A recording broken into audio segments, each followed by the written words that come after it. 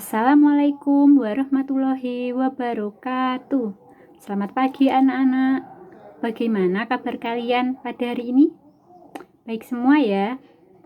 Jadi sebelum kita memulai pembelajaran pada hari ini, marilah kita berdoa bersama-sama. Berdoa dimulai. Berdoa selesai. Nah, selanjutnya Ibu akan mengecek kehadiran kalian pada pertemuan kali ini. Alhamdulillah semua masuk ya anak-anak. Nah anak-anak, pada pertemuan sebelumnya kan kita sudah belajar tentang organ gerak hewan dan manusia.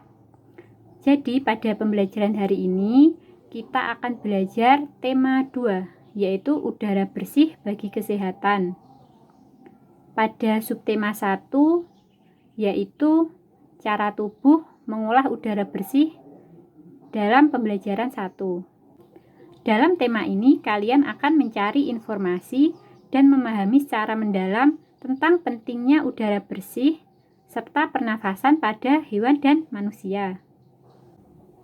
Nah, selanjutnya Ibu akan menampilkan beberapa gambar makhluk hidup pada poin-poin. Anak-anak, coba kalian perhatikan baik-baik ya. Di sini ada beberapa gambar makhluk hidup.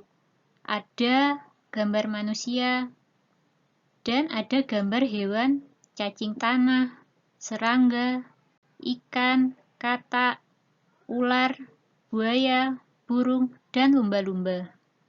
Anak-anak, sekarang Ibu akan bertanya, apakah perbedaan dari makhluk hidup yang Ibu tunjukkan tadi? Yaitu perbedaan antara manusia dan hewan. Tentunya ada perbedaan, yaitu mulai dari cara berjalan, anggota tubuh, dan makanannya itu berbeda. Lalu selain ada perbedaannya, makhluk hidup ini juga mempunyai persamaan. Apa saja persamaannya? Yaitu mereka sama-sama membutuhkan makanan, bertahan hidup, dan melakukan pernafasan. Sekarang Ibu ingin bertanya, apakah setiap makhluk hidup memerlukan oksigen? Tentunya makhluk hidup memerlukan oksigen untuk pernafasan. Terus bagaimana manusia dan hewan melakukan proses pernafasan? Nah, Ibu akan jelaskan pada materi hari ini. Nah, selanjutnya Ibu akan menampilkan teks bacaan tentang dayu dan ikan hias di PowerPoint. Kalian perhatikan ya, anak-anak. Di sini terdapat teks bacaan tentang dayu dan ikan hias. Nah, di sini ada beberapa pertanyaan. Pertanyaan tersebut diantaranya menggunakan kata tanya apa. Kata tanya apa digunakan untuk menunjukkan keadaan, benda, atau perbuatan. Lalu, kata tanya di mana, yaitu untuk menunjukkan lokasi atau tempat. Selanjutnya ada kata tanya kapan, yaitu menunjukkan waktu.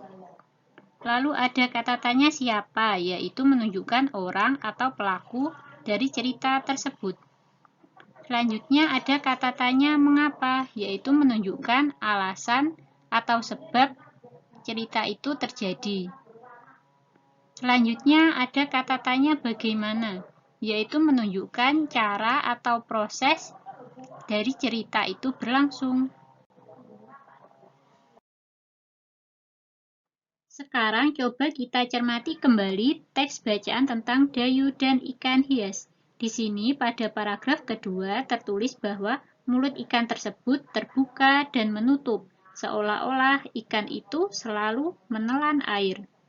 Mengapa demikian? Karena ikan tersebut telah melakukan proses pernafasan.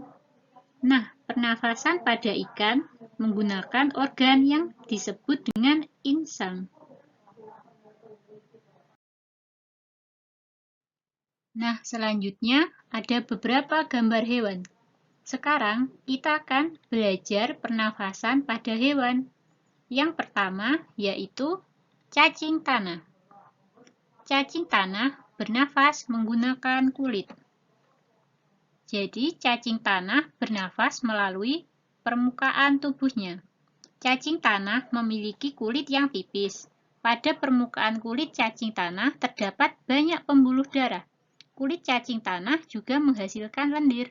Oleh karena itu, kulit terlihat basah dan lembab. Kondisi ini menyebabkan cacing dapat menyerap oksigen dan mengeluarkan karbon dioksida secara langsung melalui permukaan kulit. Itulah sebabnya cacing membutuhkan tempat lembab atau basah.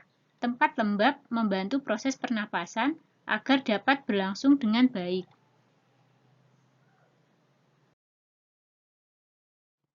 Selanjutnya yaitu serangga. Serangga memiliki alat pernapasan berupa trakea. Hewan yang termasuk jenis serangga yaitu nyamuk, belalang, lalat, rayap, dan kupu-kupu. Trakea adalah pembuluh-pembuluh halus yang bercabang dan memenuhi seluruh bagian tubuh serangga, kemudian bermuara pada stigma. Stigma adalah lubang atau corong yang terletak di sisi tubuh bagian kanan-kiri. Stigma berfungsi sebagai jalan keluar masuknya udara. Oksigen tidak diedarkan melalui darah, tetapi diedarkan melalui sistem trakea. Keluar masuknya udara disebabkan gerakan otot tubuh secara teratur. Selanjutnya yaitu ikan.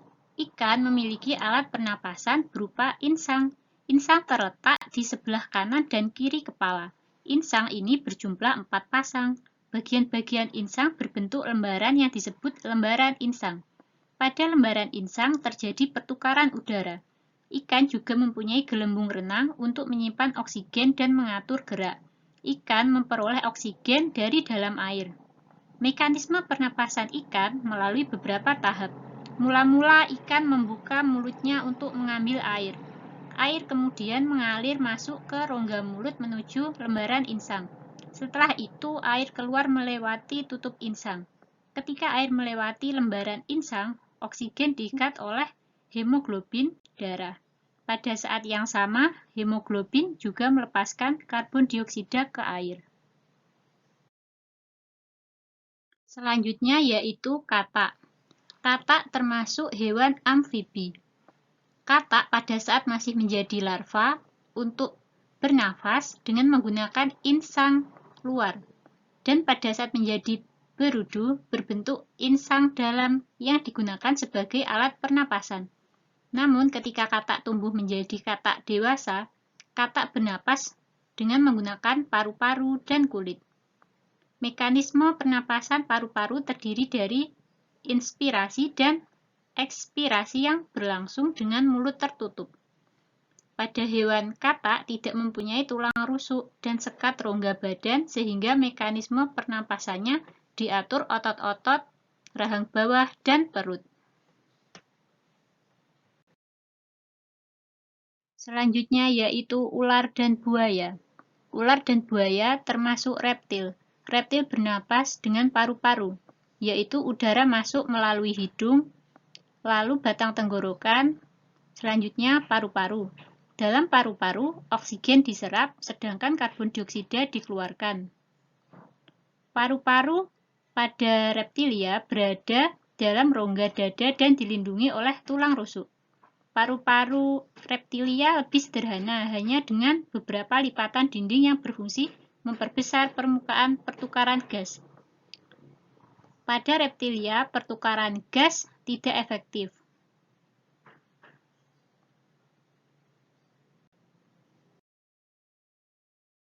Selanjutnya, burung. Burung memiliki alat pernapasan berupa paru-paru. Selain itu, burung memiliki kantong-kantong udara berdinding tipis. Kantong-kantong udara tersebut terhubung dengan paru-parunya. Ketika kantong-kantong udara digembungkan, tubuh burung sangat ringan. Kantong udara itu juga digunakan oleh burung untuk menyimpan udara yang digunakan pada waktu terbang. Pada saat terbang, burung tidak memasukkan udara melalui hidung, tetapi dari pernapasannya berasal dari udara yang tersimpan dari pundi-pundi udara tersebut. Pada saat burung tidak mengepakkan sayapnya atau terbang, burung mengisi kembali pundi-pundi udaranya dengan udara melalui hidung. Demikian pula saat burung hinggap di suatu tempat. Kemudian sisa pernapasan akan keluar melalui hidung. Jalannya pernapasan burung adalah udara masuk melalui hidung, selanjutnya tenggorokan, selanjutnya pundi-pundi udara, selanjutnya paru-paru.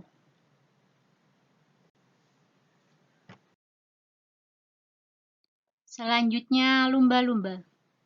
Lumba-lumba bernapas menggunakan paru-paru. Lumba-lumba termasuk hewan mamalia, yaitu hewan yang menyusui anaknya. Mamalia ada yang hidup di darat dan ada yang hidup di air. Mamalia yang hidup di darat mempunyai alat pernapasan mirip dengan manusia, yaitu hidung, pangkal tenggorokan, batang tenggorokan, dan paru-paru.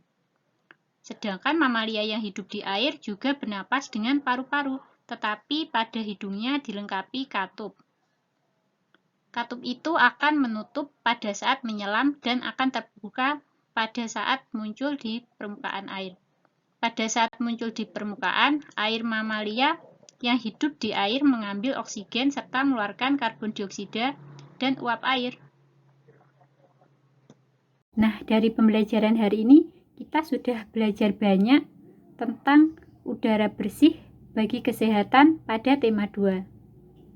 Selanjutnya, mari kita simpulkan bersama-sama pembelajaran pada hari ini. Pada hari ini, kita sudah belajar banyak tentang kata tanya, yaitu ada kata tanya, apa, what, siapa, who, di mana, where, kapan, when, mengapa, why, dan bagaimana, how, yang bisa disingkat menjadi 5W 1H.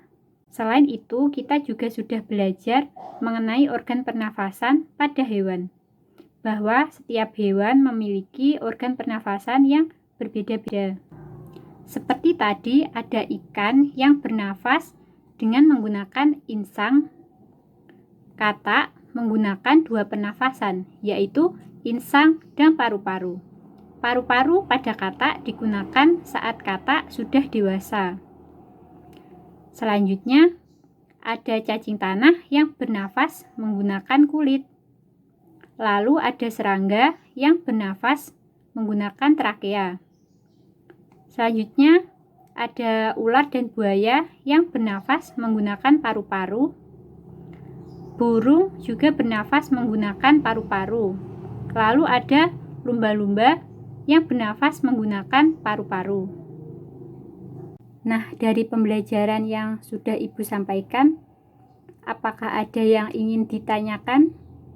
Alhamdulillah, semuanya sudah paham ya. Selanjutnya, Ibu mempunyai tugas untuk kalian membuat bagan cara kerja organ pernafasan pada salah satu hewan. Sekian pembelajaran pada hari ini. Semoga dapat bermanfaat. Dan jangan lupa untuk belajar dan bersikap disiplin dan bertanggung jawab, serta membantu kegiatan orang tua di rumah. Untuk mengakhiri pertemuan pada pembelajaran pada kali ini, marilah kita berdoa bersama-sama. Berdoa dimulai.